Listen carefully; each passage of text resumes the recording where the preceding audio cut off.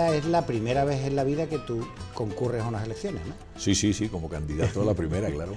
¿Y cómo es la experiencia? Sí, ahora que queda un día de campaña nada más, ¿no? Sí, bueno, la verdad es que la experiencia está siendo intensa, extensa, pero sobre todo muy rica. La verdad es que no sé si es muy correcto lo que voy a decir, pero la estoy disfrutando. O sea, es el contacto con la gente, ha habido una inmersión en el estudio de asuntos que, bueno, yo me siento gaditano por los cuatro costados, pero lo que es cierto es que no había estudiado tantos datos de la provincia como puedo ahora manejar. Creo que decir muy enriquecedora la experiencia, otra cosa será lo que pase el día 20, ¿no? ¿Y cómo has visto la campaña? Porque me da la sensación de que el PSOE no ha tenido el nervio en la campaña que otras veces. Bueno, la verdad es que, y esta reflexión ya la he hecho con más gente, no tengo elementos referenciales, porque al ser la primera, no lo sé, no sé si ha tenido más pulso que otras. Yo veo buen pulso, yo veo, he estado en actos, bueno, después hay actos y actos, ¿no? He estado en actos que notas esa vibración que puede haber bidireccional con la gente con cierto entusiasmo o con mucho entusiasmo, otros algo más frío, sí. Pero ya digo, no soy buen referente porque, claro, es mi primera experiencia y esa condición de neófito me hace quizá también tener una capacidad de asombro mayor. Lo que sí es cierto es que he visto que la gente, buena respuesta, preocupada por los temas fundamentalmente que yo he ido abordando, y yo sí soy de los que piensa que la gente está interesada en la cosa política, en la cosa pública. Creo que la gente es consciente de que el día 20, bueno, nos jugamos un modelo de convivencia y que no todos los partidos que concurren, con toda su legitimidad, ofrecen lo mismo. O sea, creo que hemos pasado de una política muy encorsetada en contabilidades y en balances y en cuadros de presupuestos a tomar conciencia de que la política solo puede tener un referente, que es el ciudadano, y todo lo que no sea eso no nos va bien, porque si algo hemos conseguido en esta etapa democrática ha sido, en el esfuerzo de todos, no me cabe ninguna duda, es eso que se ha llamado el estado del bienestar, pero es una buena convivencia. Nadie se preocupa de contarle al amigo lo que cuesta el estén que le han puesto, porque no le ha costado. Con lo cual, eso te da una tranquilidad de decir, oye, estamos bien, ese es el sistema igualitario, ese es el momento en que queremos.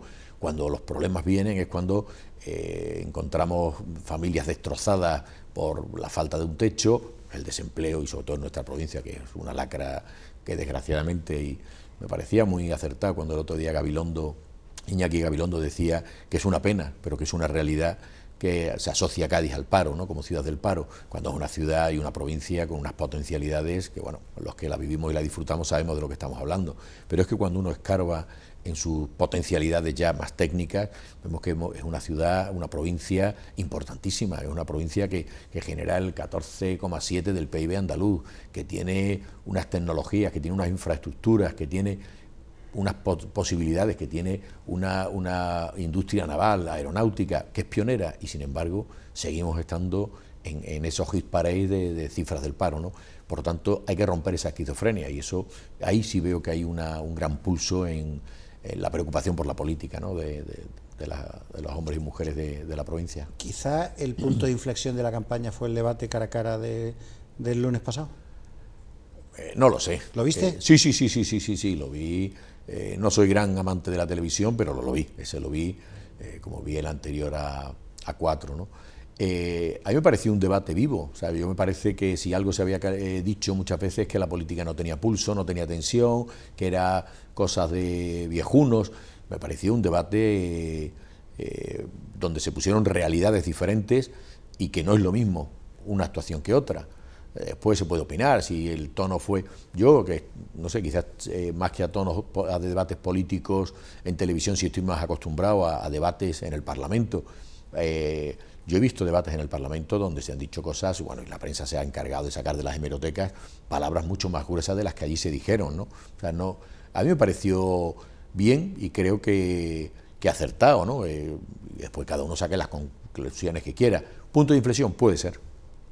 ¿Y crees que era necesario, tú sabes, la repetida frase que Pedro Sánchez le dice a Rajoy, ¿no?, de que no es usted un presidente decente, ¿no?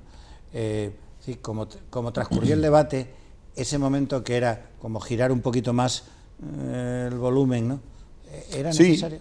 Bueno, no lo sé, él tendría me figuro que no se van tan encorsetados, y lo que es cierto es que lo que expuso tenía, bueno, muchos españoles lo pensamos, ¿no? Cuando aparecieron ese tipo de circunstancias de la financiación, tal, los mensajes, pues bueno, que se tendría que haber planteado el Partido Popular otras circunstancias. Bueno, no lo hicieron, pero evidentemente uno tiene que convivir con las consecuencias de sus actos, y esa defensa se hizo, y a mí me parece que no es una palabra tan gruesa como se ha querido magnificar. Es cierto que quizás no ha sido el tono habitual, pero bueno, ayer mismo venía del campo de Gibraltar y estaban reproduciendo en una cadena nacional frases que había dicho el presidente Rajoy a distintos líderes del Partido Socialista. Bueno, pues también son elevados de tono, pero bueno, es que también creo que las realidades a veces son crudas. También ocurre, Juan Carlos, que es que hasta el lunes apenas había salido la corrupción en campaña. Me imagino yo que sería estrategia de campaña del PSOE, que no sería un azar, pero se estaban hablando de otras cosas, pero por la corrupción había pasado como de puntillas. Y no sé si son las encuestas últimas del fin de semana un cambio de estrategia o estaba así meditado de antemano. El hecho es que de repente se pone en primera línea, ¿no?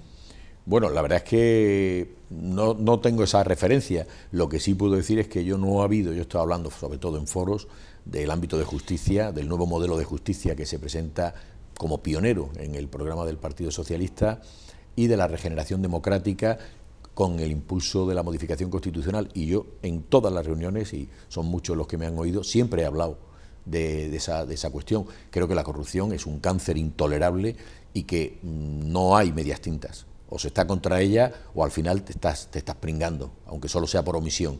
Y entonces, bueno, quizá también es verdad que mi posición, pues de donde vengo y mi historia me lo hacen tener muy fácil, pero para mí es un tema que es que no admite medias tintas. Creo que, como decimos en Cádiz, los chorizos son chorizos, vengan de donde vengan, y donde tienen que estar es donde tienen que estar. Por tanto, que la máquina de la justicia funcione, que los cuerpos y fuerzas de seguridad del Estado aclaren todo lo que haya que aclarar, y también que se hagan unos tiempos razonables para no acabar injustamente con alguna carrera política, como ha podido ocurrir, ¿no?, en la historia. Y estoy pensando en casos muy antiguos, no quiero utilizar una situación actual. Ya una pregunta que te quería hacer es que he estado hoy discutiendo con algunos amigos a cuenta del piñazo de ayer a Rajoy, ¿no? No quiero tampoco tomármelo a broma, ¿no? Me parece que tiene la gravedad que tiene. Es la primera vez que yo sepa que ha sido agredido un líder político nacional, no ya en campaña, que ha sido agredido en general. Es decir, en España, en contra de lo que dice mucha gente, yo creo que hemos sido un ejemplo de convivencia política, sin tener experiencia. Desde el año 77 para acá no han ocurrido estas cosas.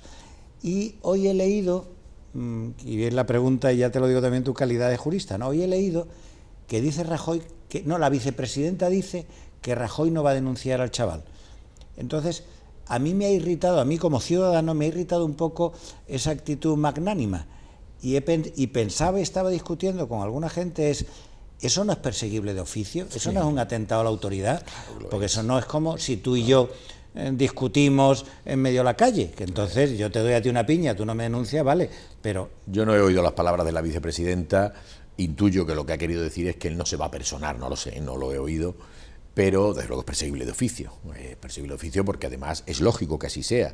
Es la cosa pública y en este caso, bajo la figura del atentado, lo que se está protegiendo es el principio de autoridad, no a la persona, sino lo que significan las instituciones, en este caso el presidente nada más y nada menos que del gobierno. Una actitud absolutamente intolerable, cualquier gesto. La violencia me parece que tiene que estar desterrada de la vida, pero desde luego muchísimo más de un ciudadano que está paseando por la calle y recibe un puñetazo de la entidad que lo recibió. O sea que me parece que solo cabe una censura absoluta, y desde luego la actuación de oficio es automática, porque es la sociedad a la que le interesa que eso esté así. lo que haga el ciudadano Rajoy, bueno, será una decisión personal, si quiere personarse como cualquier ciudadano, le harán el ofrecimiento de acciones y él decidirá si le conviene o no. Y yo intuyo que va por ahí lo que ha dicho, pero bueno, tampoco quiero elegirme en intérprete de lo que ha dicho la vicepresidenta, pero desde luego la respuesta es, uno, que es intolerable, dos, que es perseguible de oficio. Y el hecho de que sea menor de edad no le cae, porque ayer decían, vi a Miguel Ángel Oliver en 4, ¿no? Decía que la condena por un atentado a la autoridad son 6 años, pero que al ser menor... Bueno, no son 6 años automáticamente, hay que ver todas las circunstancias. Bueno, él tiene responsabilidad penal, porque a partir de los 16 se tiene, pero efectivamente al no tener los 18 juega la atenuante. Sí, creo que sinceramente tampoco importa mucho. O sea, lo verdaderamente execrable es una conducta intolerable, incluso algunos gritos de algunos compañeros, no lo sé, la verdad es que lo he visto esta mañana muy temprano en televisión las escenas porque anoche no las vi, y incluso se oye a gente jaleando, ¿no? Cuando se lo digan, cosa que es absolutamente deleznable. A partir de ahí, afortunadamente, y creo que en este sentido el presidente estuvo bien, creo que es un tema que no tiene que incidir, no debería de incidir en lo más mínimo en la campaña, y recordarlo como una mala anécdota de algo que no debe volver a ocurrir bajo ningún concepto, y sea del signo político que sea, porque eso es intolerable. Participe quien participe, lo haga quien lo haga, y lo haga con la excusa que lo haga. No hay justificación para la violencia. Retomando algo de lo que has hablado antes, has hablado un poco de tu participación en algunos foros sobre propuestas en concepto de reforma de la justicia y tal, y has hablado de algo que al menos para mí es muy importante, ¿no? Que es el tema, o sea, has hablado de la reforma constitucional, que no es que a mí me parezca mal, a mí me parece bien, ¿no? Yo lo que creo yo, que el Partido Socialista se equivoca, tú no sé cómo lo verás, que probablemente no puedas decirme que se equivoca, pero bueno, que plantear como la respuesta a la secesión catalana es la reforma constitucional, ¿no? Y claro, cuando se habla esto, que vino hace poco a Cádiz de esta asociación de la tercera vía y tal, ¿no? Yo siempre pensaba, digo, que primero hay que aplicar la primera vía, es decir, aplíquese la ley, y luego, dentro de un tiempo ya veremos. Entonces, el PSOE le pasó en los dos debates, ¿no? Cuando plantean los dirigentes del PSOE que hay casi una sedición, ¿no?, en Cataluña, ¿no? Y la respuesta es reformemos la Constitución. ¿A mí me suena, Juan Carlos? No, voy a expresar mi opinión después de estudiar. En el caso tú tienes una doble condición, claro, de jurista de la que no te puedes desprender. No, ni quiero. Y de hecho creo en buena medida que mi llamada obedece a un perfil, ¿no? Desde luego el Partido Socialista no incorpora en su programa la reforma o el impulso de la reforma constitucional con el problema territorial o el problema independentista. Es cierto, y creo que no es sospechosa la idea, que la pueden compartir prácticamente todos, que estamos viviendo una crisis social. Estoy pensando en los sin techo, estoy pensando en las bolsas de pobreza, estoy pensando en temas como la igualdad real en el sentido de acceder al puesto de trabajo con el mismo salario, etcétera, etcétera. Pero también una crisis social donde antes hemos vivido lo que los sociólogos denominan la flecha del tiempo, donde si tú tenías un buen trabajo sabías que ibas a tener un salario digno y eso es lo que te hacía estudiar y había unos acometidas unidireccionales. Hoy vemos que eso ha dejado de tener mucho sentido. Vemos que el derecho a la vivienda que recoge nuestra Constitución como principios rectores no tiene una traducción real, el derecho al trabajo, que vamos a hablar, donde hemos visto los vaivenes del 135, donde se pierde la óptica, no nos engañemos, del ciudadano, porque al final es una cuenta de resultados lo que está condicionando las políticas. Y todo ese tipo de cosas genera una crisis social. Quizá la aparición de ciertos partidos, pensando en Podemos, donde creo que hay un elemento claramente sentimental en su origen, después cada uno tendrá la opinión que quiera, pero que hay una crisis social. Hay una mayor desigualdad, creo que las rentas del trabajo han crecido muy poco cuando no han disminuido, mientras que las rentas de los capitales han subido desmesuradamente. Lo que es cierto es que hoy la desigualdad en España es una realidad más real que nunca. Y ahí están los concesionarios de coches de alta gama, los vendedores de joyas, han vendido más en los peores tiempos de la crisis. ¿Por qué? Porque los ricos son más ricos.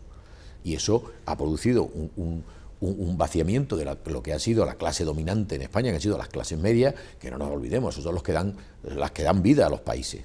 Y esto está ahí. Hay una crisis social, hay una crisis política, hay un descrédito de la clase política y en muchos aspectos incluso ganado a pulso. No quiero ser sospechoso de esto. Hay una crisis institucional, donde vemos que las instituciones no tienen el apoyo y el respaldo que tienen o que deberían de tener. Estoy pensando en la Corona, estoy pensando en instituciones del Estado, el Consejo General del Poder Judicial, en el Senado, por poner ejemplos que están en el candelero todos los días.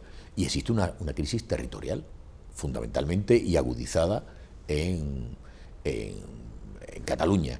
Junto a esto, el ámbito internacional, fundamentalmente canalizado a través del terrorismo de corte yihadista, que va a hacer convulsionar muchos cimientos de los Estados. Entonces eso hay que afrontarlo, esa realidad. Un partido político que aspira a gobernar el país no puede decir no pasa nada. Entonces, ¿qué hago? Con la crisis social lo que hago es potenciar y robustecer los derechos que aparecían en la Constitución sin superprotección, decir, oye, el derecho a la vivienda vamos a superprotegerlo. Aquí esto no puede volver a ocurrir. El derecho al techo es un derecho básico. O sea, cuando estudiamos en el primer curso de derecho, la primera lección, nos dicen que el hombre tiene dos necesidades: espacio vital de sustentación y espacio vital de erradicación, es decir, comida y techo. No podemos permitirnos un país, un Estado social y democrático de derecho, que esto ocurra. El tema del trabajo, la sanidad. Tenemos una sanidad que es un modelo mundial, con una ley del año 86, patrocinada e impulsada por el Partido Socialista, pero por Ernest Lluch, porque fue un empeño personal suyo, donde tiene dos notas, integral y universal. Hoy vemos que es menos integral y menos universal, donde hay personas que quedan fuera, hay personas que hoy ya no tienen para comprar porque los medicamentos lo han subido tal, el copago. Bueno, vemos opciones políticas con ciudadanos que no tienen pudor ninguno en decirlo. Pues sinceramente eso produce una tensión que hay que regular. Esa es la parte social. La parte institucional igual. ¿Cómo se puede decir, por ejemplo, como una opción de Ciudadanos, el Consejo, como no funciona bien, que no funciona bien, y lo digo desde mi experiencia como vocal del Consejo, lo suprimimos? Es la garantía que todos los países de nuestro entorno se han dado como mecanismo de garantizar la independencia judicial. Si no existiera, tendríamos que construirlo, tendríamos que crearlo. Ahora, efectivamente, no funciona bien. Vamos a atajar ese problema. ¿Es la solución la que ha dado el Partido Popular, que está recurrido ante el Tribunal Constitucional? No, porque lo ha convertido de un órgano colegiado en un órgano presidencial. El Senado, claro que funciona mal, claro que no es... Pero Juan Carlos, perdona sí, que baje el balón al pasto. Lo de Cataluña, es que a mí me parece bien la reforma constitucional. Cataluña. Lo que me sorprende es que no había llegado. Claro, es que veo un preámbulo, digo, está tú como porque, sentencia. No, Considerando. Es que no se puede valorar la reforma constitucional que persigue el Partido Socialista viéndolo solo desde el enfoque independentista, porque no es verdad, porque tiene unas patas o cuatro patas y esta es una de ellas. Y después se propone un impulso. El Partido Socialista no es bobo cuando realiza ese programa y sabe que la modificación constitucional de muchas de estas materias afectan a la parte superprotegida. Eso significa, para que si alguien tiene dudas, de una mayoría cualificada. Cuando se aprueban las cámaras se disuelven nuevas cámaras que tienen que volver a aprobarlo por una mayoría cualificada y por fin referéndum. O sea que estamos hablando de que es una cosa muy seria y muy profunda. Por tanto, no es una aportación alegre, una aportación consciente de que está dispuesto a capitanear ese impulso regenerador para entender que la Constitución es un traje, es un modelo de convivencia, que es un traje que se cose con el derecho. ¿Qué ocurre? Que hemos visto que después del año 78 ciertas costuras se nos están yendo. ¿Esto significa obligatoriamente un cambio constitucional? Claro que no. No tengamos la mente tan estrecha y tenemos es decir, tiene 40 años, no pasa nada. La Constitución de Estados Unidos tiene mucho más y no se reforma. O sea, que no quiere decirse eso. Lo que pasa es que sí es cierto que seguimos siendo una democracia joven y estamos viendo cuáles son las pérdidas, por dónde perdemos agua. Pues vamos a intentar reforzarlo, pero ¿cómo tiene que hacerse? Desde luego, por lo menos con el mismo refrendo generacional que hubo en el año 78. Y eso tiene que hacerse así. Tema catalán, hay dos patas de actuación claramente. Una es el mundo del derecho. Por supuesto, hemos dicho que estamos en un Estado social y democrático de derecho. Esto que se está hablando de que la legitimidad democrática como elemento para buscar la independencia, perdón, pero es que no tienen razón ninguna. La verdad no es democrática y la legitimación democrática se antepone siempre a la legitimación de la legalidad. Y la legitimación de la legalidad dice que la Constitución es la que nos hemos dado los españoles y ese es el vértice de la pirámide del ordenamiento jurídico. Y nos dice que la soberanía nacional no reside en Cataluña, como no reside en Andalucía o en Galicia, reside en el pueblo español. Y ese es lo que marca la unidad. Por tanto, Cataluña será lo que todos los españoles decidamos. Y Andalucía, y desde luego Andalucía no tuvo ese referéndum, ese intento secesionista que hemos estado viendo ahora, pero bueno, como el papel lo aguanta todo, pues vamos, pero no se está en esa línea. Lo que pasa es que es cierto que hay un sector importante de catalanes que no están a gusto. Será el 40%, el 47%, lo que queramos decir, pero no están a gusto. Creo que ahí tenemos que afilar las uñas del diálogo y tener toda la compostura necesaria para intentar que a todos nos quepa bien el traje y nos quede bien. Y esa es la realidad. Es que yo tengo para mí, Juan Carlos, que si se reforma la Constitución, digamos el modelo territorial español, aun ponte en el supuesto más beneficioso para las aspiraciones soberanistas catalanas, que es que ellos tengan un concierto fiscal así reconocido, que tengan blindadas sus competencias así reconocidas y que tengan un nivel competencial superior, es decir, lo que le llaman federalismo asimétrico. Exacto. Pero bueno, pero no es el modelo que propugna el Partido Socialista en su programa. Ya, no, que te estoy contando, es decir, que en ese supuesto máximo de cesión a Cataluña, yo estoy convencido de que aún así no va a contentar a ese 47% de independentistas, porque si te das cuenta, Juan Carlos, quienes defendían el referéndum secesionista del 9 de noviembre ya se han olvidado del referéndum.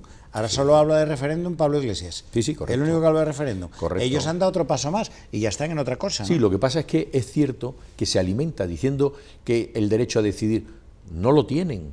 Lo acaba de decir el Tribunal Constitucional en una sentencia creo que memorable y que yo aconsejo porque se entiende muy bien. La de hace 10 días, que ha habido unanimidad, cosa rara últimamente en el tribunal, y donde creo que tiene un gran nivel técnico. Y explica muy bien la cuestión. No lo tienen, no tienen ese derecho a decidir. Derecho a decidir en países establecidos con democracia no se tiene. No se tiene. ¿Qué ocurre?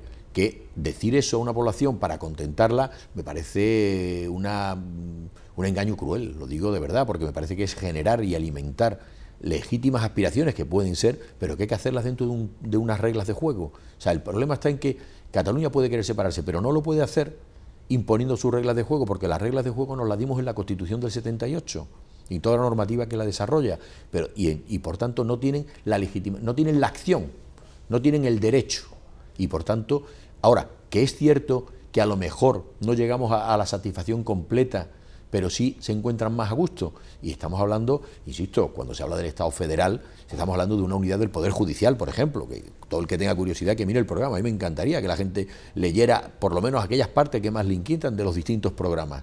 Pues se habla de la unidad del Poder Judicial, se habla de potenciar efectivamente los ámbitos competenciales, no se va a romper ni la solidaridad ni la igualdad de los españoles, porque eso es que no es cuestionable. Es que eso viene en la propia en el propio armazón que nos hemos dado en la Constitución. Eso es el artículo primero de la Constitución. España se constituye en un Estado social y democrático de derecho que propugna como valores superiores de su ordenamiento jurídico la igualdad. Por tanto, no cabe ese mecanismo. A partir de ahí, si hay también elementos que pueden dar satisfacción, pues eso, la clarificación de competencias, donde no haya de ida y vuelta, el establecer más claramente las denominaciones, el respeto a la diversidad, el tema de las lenguas. Creo que un país que no logra entender que eso es riqueza para ellos, desde luego va mal. Si pensar que alguien por tener una lengua diferente, o además es diferente, es absurdo, porque creo que lo que hay que verlo es desde el enriquecimiento como país que nadie duda que es un país plural, evidentemente, claro que lo es, pero eso es una maravilla, no se puede ver como un defecto. ¿Qué ocurre? Que hay ahí unas insatisfacciones que a lo mejor tampoco se surten con esto, no lo sé, esto es una cuestión que además no es nueva, en la Segunda República ya lo vivimos, y la Constitución del 31 tiene unos grandes elementos del sistema territorial y de las aspiraciones catalanes. Y bueno, se logró con el juego de las autonomías. Hoy parece que hay que dar un paso más y por eso se habla del Estado federal, pero no es un nombre que debe asustar, porque de hecho hay estados federales que tienen unos ámbitos competenciales menores o inferiores a nuestros ámbitos de las autonomías. Ya, de hecho. Claro, por eso digo que hay autonomías nuestro país tiene más potencial en muchas comunidades, sobre todo las que eligieron la vía más potente, que muchos estados de un estado federal, con lo cual los nombres no deben de asustar. Y lo que se está hablando es de la unidad de España, de la unidad de un poder judicial que vela y es el mayor referente, y la idea de la igualdad, porque ese es el verdadero, para mí, el verdadero eje que no se puede negociar. Bueno, vamos a hacer un pequeño receso y seguimos. Bueno.